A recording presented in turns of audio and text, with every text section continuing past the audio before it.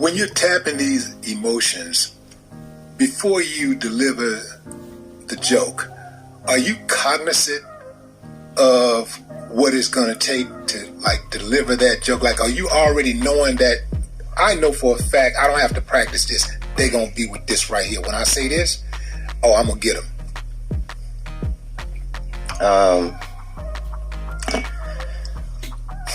As a comedian, I have the best fan base in the world, like documented. You do. The slight amount of advertisement that they allowed me to do, and the fact that in a place as glorious as Houston, they pack the arena to the rafters, is based upon the fact that I, in 1995, started a conversation with a fan base which was maybe 5 people, and through this entire time I've kept up the same conversation with the same people as they grow. And I'm letting you see me win, I'm letting you see me lose. I'm never allowing the product to be affected by what's going on, because this is the greatest relationship here. So, yeah, consequently, bam, they know some things when I come to town. They know I'm finna bring the baddest comedians with me. That's who's gonna be opening up. They know this all over the country. And then they know that whatever it is Katt's gonna talk about for an hour, they know he did not talk about this the last time he was here.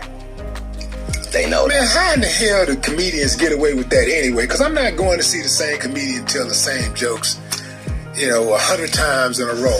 You let a rapper rap the same songs, though. And you let a singer sing the same songs, the classics, and you'll allow that. And so, yeah, but funny is supposed to be spontaneous, so that's the difference. Well, understand that comedy has its roots long before social media. So before social media, you might have heard that this comedian is funny, right?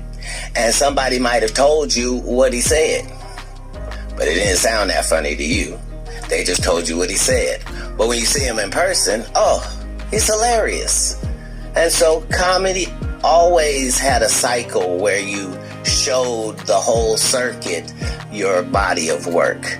It's just comedians had gotten so lazy that they were doing one great set that they had on Comic View or Def Jam, and they were touring that for 15 years without changing it. And so we made it a part of our effort to push the fact that you should be writing new material and shaming the community into it by just, I'm going to keep putting out these specials and it's new material. How long are you going to continue to tell these jokes? Because in a minute, the audience is going to be like, no, they got to say something new. And eventually the audience did do that. And some audiences show up and they want you to say the old joke. They demand that you tell the whole joke. I don't have not one of those people in my fan base because they know better. They know that I would never let you pay me so you can hear some shit I already said. I respect you too much for that. What you gonna get from me is brand new. This is new. Right now you have 12 comedy specials. Okay. Is there a magic number in mind, or you just want to just keep running to make sure you got the all-time number and that's secure? Are you already at the top? You got more. I'm in no way counting numbers. You've done.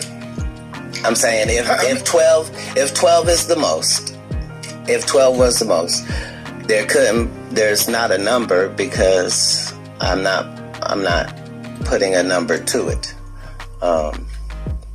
But I've been special that many times for an hour. 17 tours, 100 cities. That is a lot of work. That's That's enough work for a few lifetimes. Most comedians won't even get 100 cities. Well, most comedians ain't gonna do that one time. You're like, and how do you continue to come up with this new material? Because you do new material every single time you show up. That's crazy. It's a new show every single time I show up. Man, that is crazy. I'm a comedy connoisseur. I follow comedy. Most of the comics that are the top dogs right now, as far as like some of our heroes in comedy, I was there when they were like working on their first jokes. I was watching them and supporting them way back then. But that is a tough feat to be able to do something like that. And I think that the reason why... Not in 24 years. Yeah. I think the reason why people like you is so much, what you do is you resonate with them so much. Is like what you just said. You show them the good and the bad side of you, but also you're talented. You're very talented, but at the same time you do show the good and the bad. And it's something appealing about being transparent to an extent. Oh, not just to an extent, to the utmost.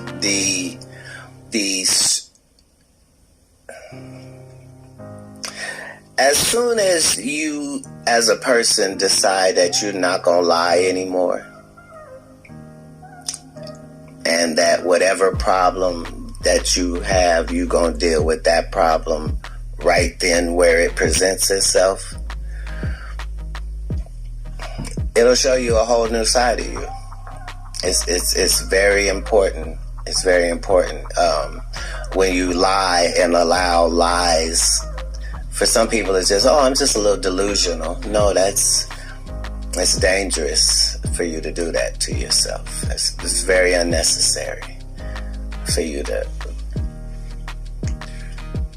You was on this radio station in Atlanta, and this host made a joke about you, and you ate a, killed a man, for I don't know how long that was. Man, I was like, time out, call the police, something, stop this slaughter, man. It was like, you really did a bad, and you didn't, I don't think you cursed one time. I was going to say, be very careful when you say how badly I did her, because I never called her out of her name. But that's what I'm saying. I was very composed. That's my point. But let me explain it. Let me give you the exclusive. No, let me make the point. Okay. You're one of the few only you and Bruce I've ever seen do that before. Destroy a heckler or someone that was challenging you or whatever. Destroy them for several minutes. Bruce killed this chick for about, I don't know, man, about 25, 30 minutes one night in Houston. And I never seen anybody else do that but you. 25, just back to back, gut busting, same person, right. No cuss words. Yeah. I had never seen that before, so how were you able to maintain your composure for that long? Well,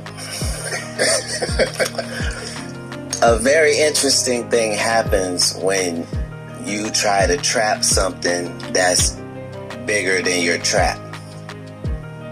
So imagine you set out a trap for a turtle and a rhinoceros steps into it. It's finna be a whole different situation now. So this lady behind the scenes is begging me to come into this interview that I've not scheduled, that I don't want to do, that I'm not dressed for, that nobody's called me about. She just wants it. To the point where she says, Katt, come on, you just want an Emmy for the city. I just want to give you your flowers. Well, I won't talk about kids. I won't talk about no jail. I won't talk about... This is the conversation she has with me, and then goes in that room and doesn't mention the Emmy and immediately begins to... because this is a comedian. you're trying to undermine me. Atlanta is a heavily LGBTQ plus positive city, and the fact that you having a heavy gay fan base would try to degrade me, a heterosexual, by making it seem like I'm gay. Gay people don't feel that way about me. Why would you?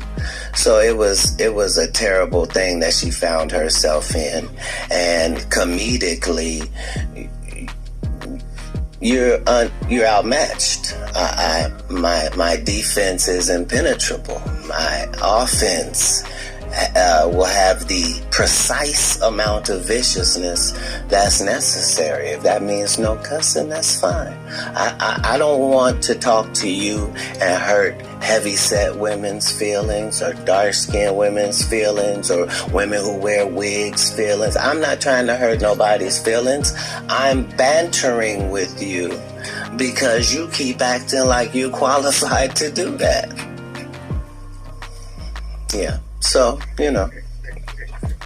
it was a setup. I'm always going to be prevail if I'm being set up. You think Buddy was in on it? Her co-host? You think he was in on that? He didn't. No. Because here's the whole thing. He kept trying to get her to pull the plug on this, and she kept not. So, She didn't understand even after we cut. She didn't understand what had happened. She still thought that she had been victorious, and yeah. And then she tried to play the victim. No, she played the victim. Her husband was willing to kill one of the greatest comedians to. Yeah, I'm saying. And remember, all of this has to happen. I have to allow it to happen. I have to also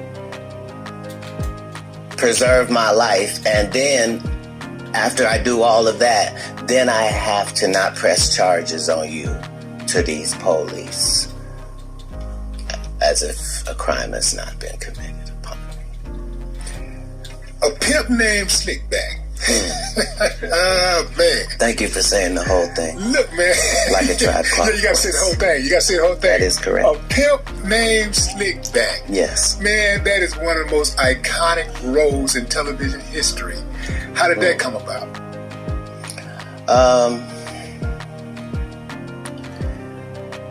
Dumb people love dumb people, and geniuses try to find people that are on their mental platitude.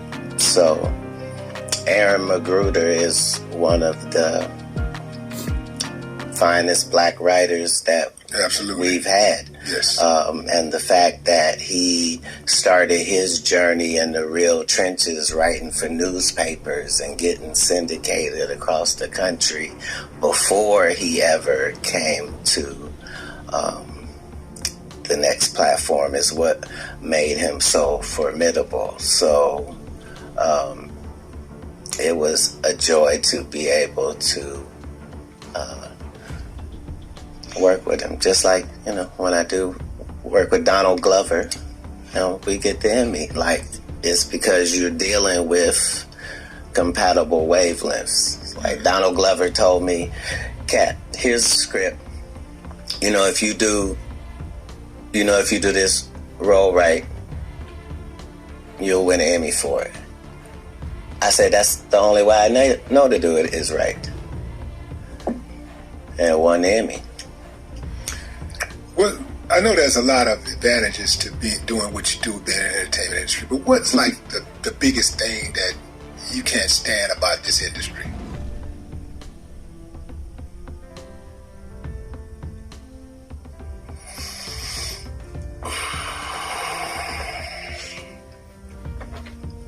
Nothing. I like it. Shit, I don't know who you think you're talking to. I like it. Now you. Now this. I love my op as myself. Yeah. I think it's great. On our side of things, it's flourishing. It's never been better. All the people on our side are seeing that prayers do work and that you really have control of your mind more than you think you do. And if you could somehow possibly stop thinking the way you do and think another way, it might help you. And you'll know right away if it does. That's the benefit, is each one of these days you get could really be the one. What's one of the wildest things that has happened to you or you've seen happen in your time in this entertainment space? Yeah, sorry, Vlad. I ain't seen nothing. I collect the footage, but I haven't seen anything.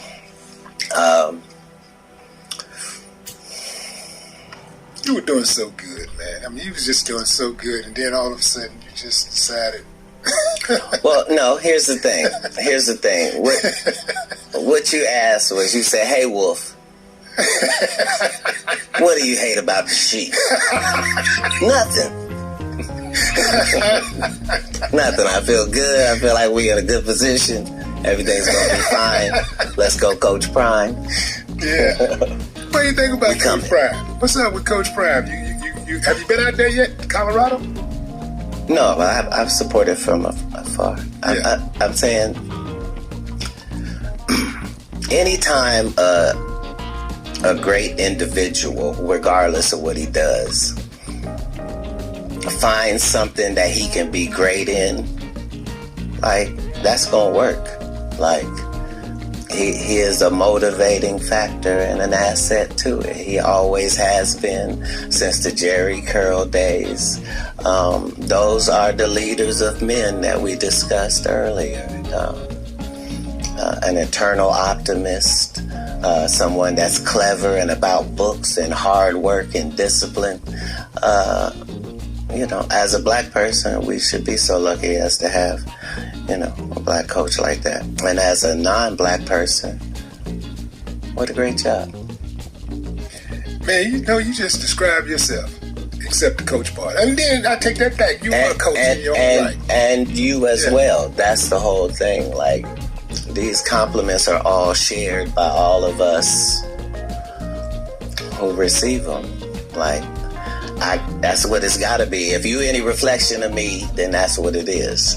That's why in the good book it say, made in God's image. It don't mean you're always going to do that, but it means there's the possibility that you could mirror that. Do you have adopted children?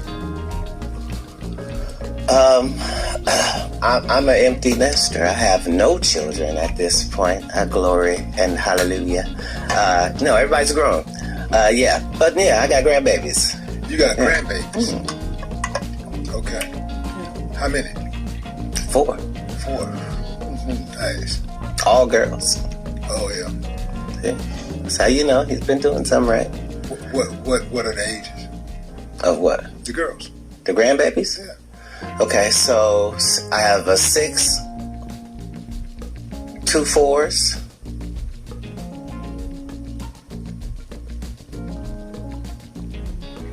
11 months, and 2. That's 5. Yeah. I realized it as you said it. I didn't know how to change the story. Okay, so I got 5 grandkids. Wait, what do they call you?